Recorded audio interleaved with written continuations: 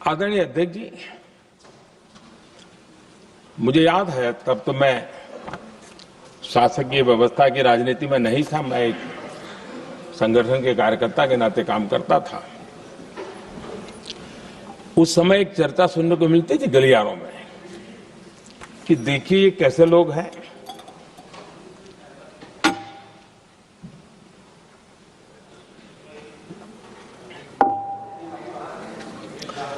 पंचायतों में आरक्षण देना है तो बहुत आराम से दे देते हैं, लेकिन आप कह रहे तो कह रहे हैं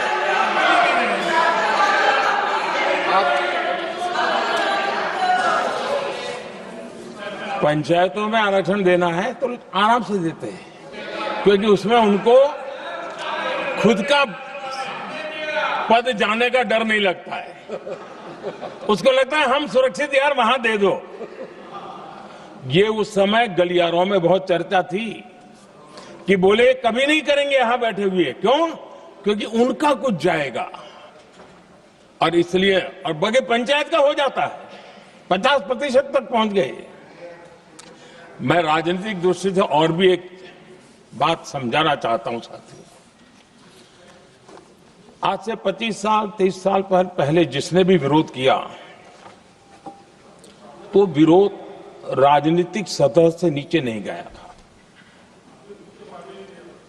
आज ऐसा समझने की गलती मत करना।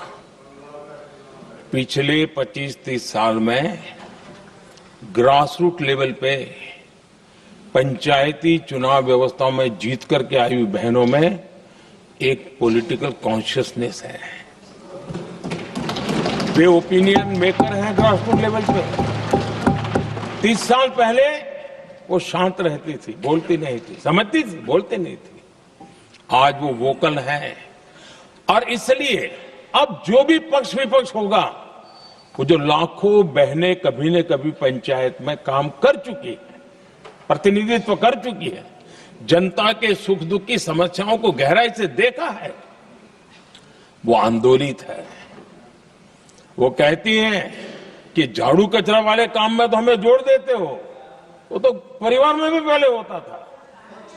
अब हमें निर्णय प्रक्रिया में जोड़ो। और निर्णय प्रक्रियाएं विधानसभा में और पार्लियामेंट में होती है।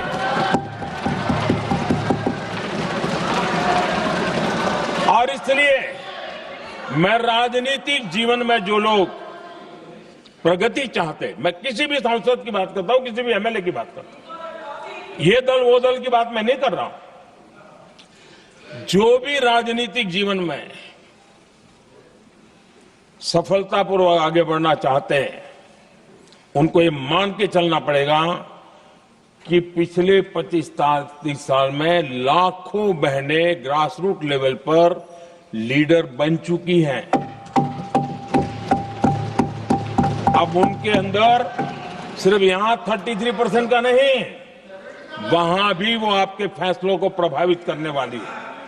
और इसलिए जो आज विरोध करेंगे उसको लंबे समय तक कीमत चुकानी पड़ेगी।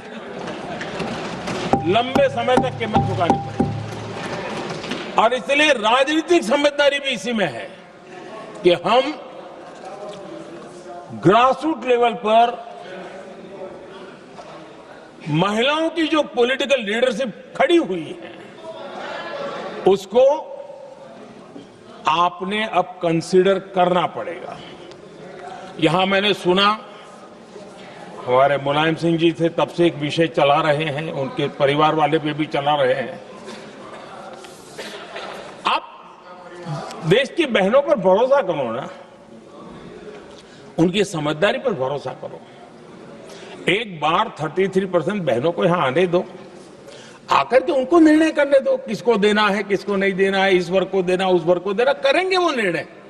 हम उनके सामर्थ्य पर आशंका क्यों करते हुए? एक बार आने तो दो, उनको आने तो दो। जब आएंगे तो 34 पे और दूसरा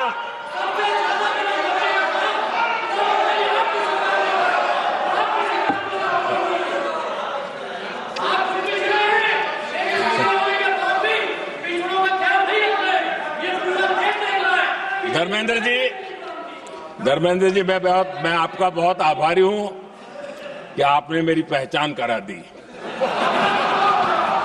ये बात सही है, मैं अति पिछड़े समाज से आता हूं।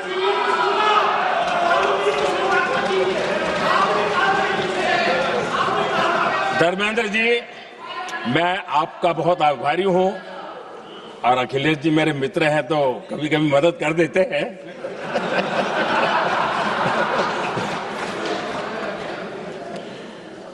ये बात सही है कि मैं अति पिछड़े समाज से आता हूं, लेकिन मेरा दायित्व समाज के सबको साथ लेके चलने का है और यही मेरे संविधान ने मुझे यही रास्ता दिखाया है। मेरे लिए संविधान ही सर्वोपरि है और इसलिए ये संविधान की ताकत है कि मेरे जैसा अत्यंत छोटे समाज का, अति पिछड़े समाज के व्यक्ति को इतना बड़ा दायित्व देश ने दिया।